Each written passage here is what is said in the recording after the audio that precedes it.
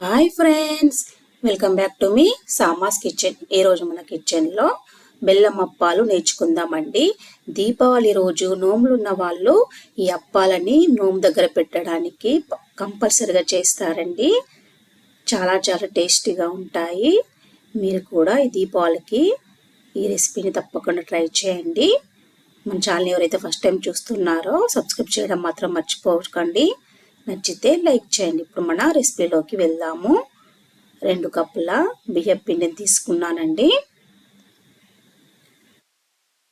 నేను చెప్పిన కొలతలతో మీరు చేసుకోండి. పర్ఫెక్ట్ టేస్ట్ ఉంటుందండి. తర్వాత స్టవ్ ఆన్ చేసుకోండి. స్టవ్ ఆన్ చేసుకొని ఒక కప్పు మీద కొంచెం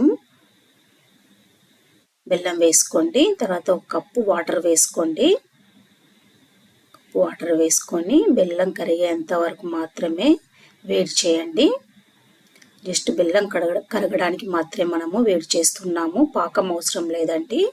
మనకు బెల్లం కరిగితే సరిపోతుంది. బెల్లం కరిగిన తర్వాత స్టవ్ ఆఫ్ చేసుకోండి. కొంచెం చల్లారనివ్వండి. తర్వాత పిండిలో 1 టేబుల్ స్పూన్ నువ్వులు, 2 టేబుల్ స్పూన్ల ఎండు కొబ్బరి పౌడర్ వేసుకోండి. వేసుకొని వీటన్నిటిని ఒకసారి బాగా కలపండి. బాగా కలిపిన తర్వాత కొంచెం చల్లారినటువంటి బెల్లం వాటర్ని కొద్దిగా వేసుకోండి. కొద్దిగా వేస్తూ కలుపుకోండి. ఇక్కడ 2 కప్పుల బియ్యం పిండికి 1 కప్పు వాటరు, 1 కప్పు మీద కొంచెం బెల్లం పర్ఫెక్ట్గా సరిపోయిందండి. మీరు కూడా ఈ కొలతలతో ట్రై చేయండి. మనము చెక్కలకు ఏ విధంగానైతే పిండిని కలుపుకుంటామో అదే విధంగా మీరు పిండిని కలుపుకోండి.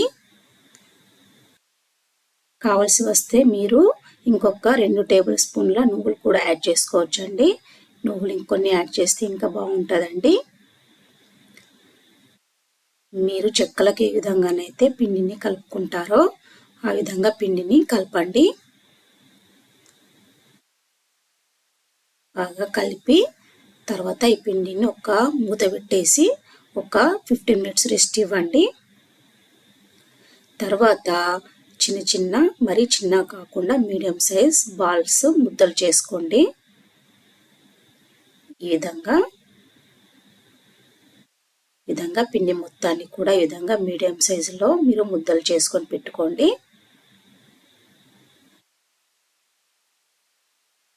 తర్వాత ఒక పాలిథిన్ కవర్ తీసుకోండి. పాల ప్యాకెట్ ఉంటే పాల ప్యాకెట్ని మధ్యలోకి కట్ చేసి ఒక ప్లేట్ పైన తీసుకోండి.